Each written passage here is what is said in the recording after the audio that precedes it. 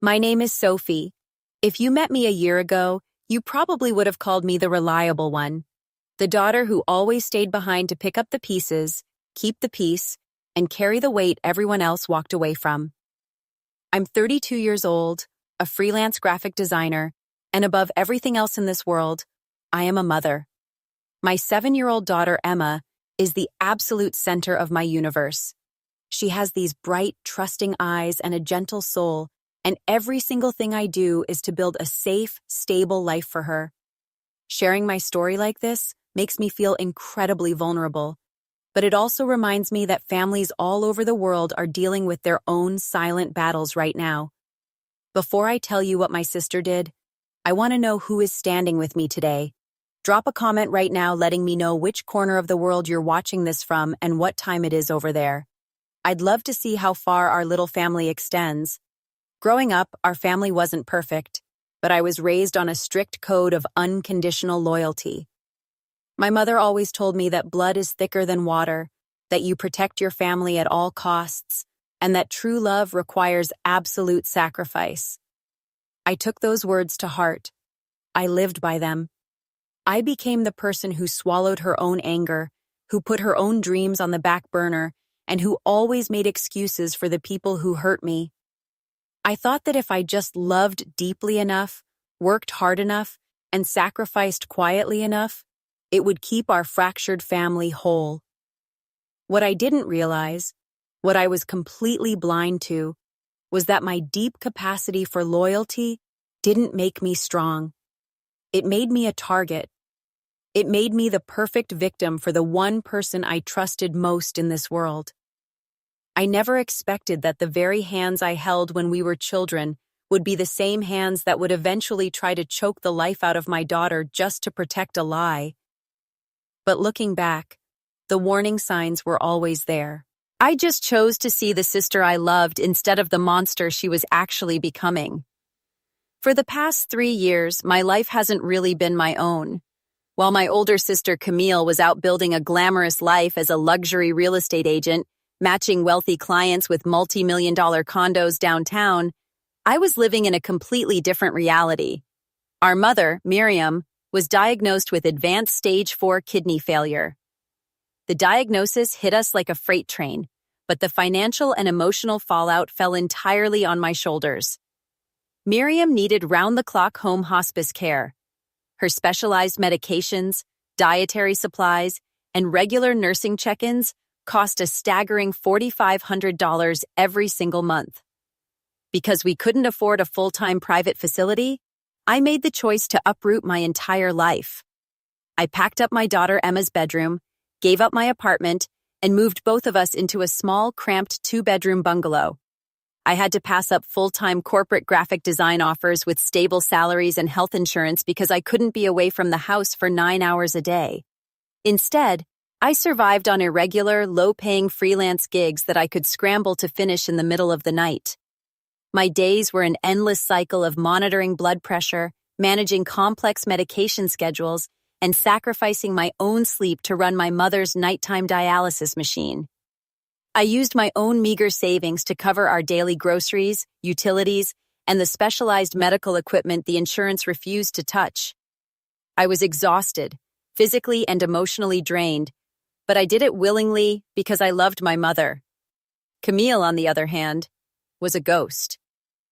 In the last 8 months of my mother's decline, Camille visited exactly twice. Both times, she stayed for less than 15 minutes, complaining about the hospital smell of the house and checking her gold watch the entire time. She didn't contribute a single dollar to the groceries, let alone the medical bills. She was too busy networking into the city's elite social circles, desperate to scrub away her middle-class roots. Her social climbing finally paid off when she managed to ensnare Desmond, the sole heir to a prominent old-money banking family. To Desmond and his incredibly wealthy, judgmental parents, Camille painted herself as a self-made high-society businesswoman from an impeccable background. She kept our dying mother and my struggling life completely hidden from them, treating us like a dirty little secret that could ruin her chances of marrying into royalty. The only thing keeping our heads above water was my mother's dedicated medical fund. Before she got sick, Miriam had a locked savings account containing exactly $185,000, the entirety of her life savings, and my late father's life insurance policy. It was explicitly earmarked for her ongoing medical care and her eventual funeral expenses. I held the emergency debit card for that account, using it strictly for her monthly pharmacy billings. It was our safety net. I thought that no matter how bad things got, that money would keep my mother comfortable and alive until her time came. I never dreamed that Camille was looking at that same account not as our mother's lifeline, but as her own personal ticket into high society. The nightmare officially started on a Tuesday afternoon. Camille had dragged me and Emma to an upscale bridal boutique downtown. She insisted she needed my designer eye to evaluate bridesmaid color palettes, but really, she just wanted an audience to watch her admire herself. I was exhausted, having been up since 3:00 a.m., running our mother's dialysis, while Emma sat quietly in a velvet chair coloring in her notebook. As I watched Camille twirl in a $12,000 silk gown, basking in the praise of the boutique consultants, my phone vibrated violently in my purse. I pulled it out expecting a routine update from the hospice nurse. Instead, it was a high-priority fraud and transaction alert from the estate bank. Notification: a wire transfer of $185,000 has been successfully processed. Remaining balance, $0. The air rushed out of my lungs. My mother's entire medical fund, the money meant to buy her medicine for the next 2 years, was completely gone. My hands shook so violently I could barely breathe. I looked up at Camille, who was staring at her reflection in the three-way mirror, a smug smile plastered across her face. "Camille," I whispered, walking over to her, trying to keep my voice steady so Emma wouldn't hear.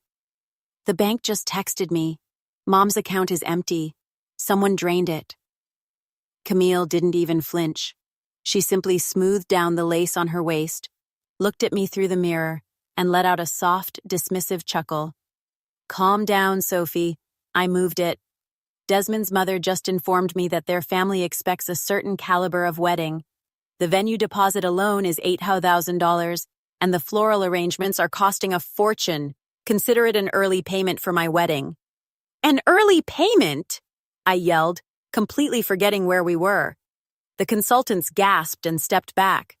"That is Mom's life support, Camille. Her next medication shipment is due tomorrow morning. If I don't pay the $4,500 billing by tonight, they stop the deliveries." "Then figure it out," Camille snapped, her voice turning razor sharp as she leaned in close to my face. "The money is wasted on a dying woman anyway. She's not going to make it to the winter, Sophie. Why should her money rot in a bank when it can ensure my entire future? Desmond's family is old money. This wedding is my one shot, and I am not letting your pathetic guilt trips ruin it." I was too sick to speak. I grabbed Emma's hand, walked out of the boutique, and drove straight back to the bungalow, my mind racing.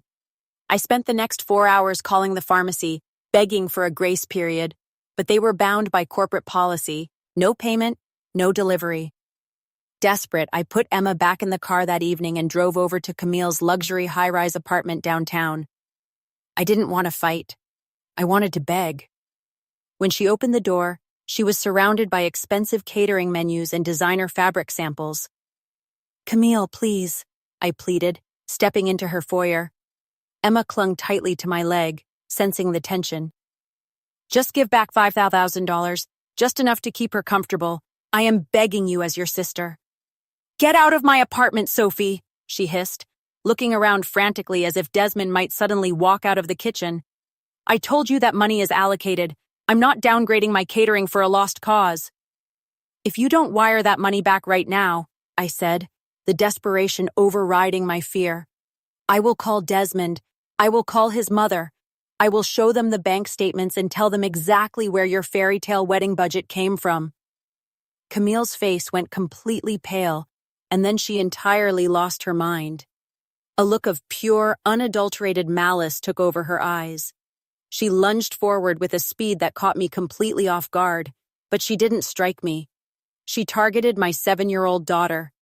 Camille reached down, grabbed Emma by her long ponytail, and violently slammed my helpless little girl against the hard drywall of the hallway.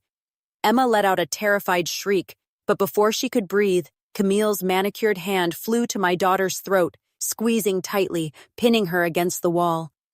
"You listen to me, you pathetic little leech!" Camille roared, her fingers digging deep into Emma's delicate neck as my daughter gasped for air, her tiny legs kicking in panic. "That money is mine. If you say a single word to Desmond or his family, I will destroy you. I will hire the best lawyers Desmond's money can buy.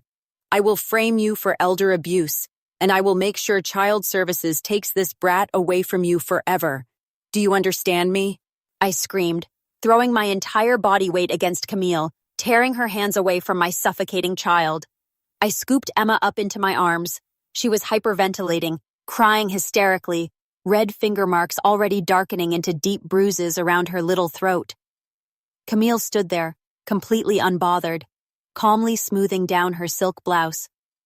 "Get the hell out of my sight," she said coldly, and slammed the heavy oak door in our faces. I carried Emma out to the car, my own legs shaking so badly I could barely walk. I buckled her into her car seat, closed the door, and got into the driver's seat. The dashboard clock read 9:14 p.m.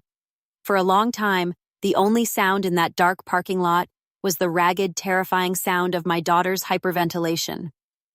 I pulled her into my lap, rocking her back and forth against my chest, feeling the frantic thump of her tiny heart.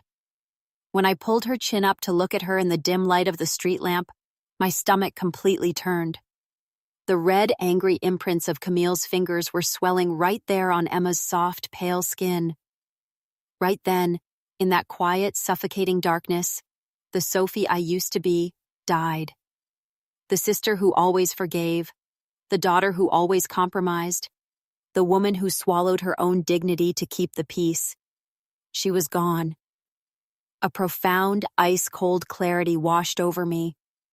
I realized that my kindness had been nothing but a green light for a predator, and that trying to be the bigger person against a monster is nothing short of self-destruction. I stopped crying. I gently wiped the tears from Emma's face, looked her dead in the eyes, and promised her that nobody would ever hurt her again. I wasn't going to drive to a local police station right then, and I wasn't going to text Camille screaming. A standard domestic dispute call would just mean a quick bail payment for Camille.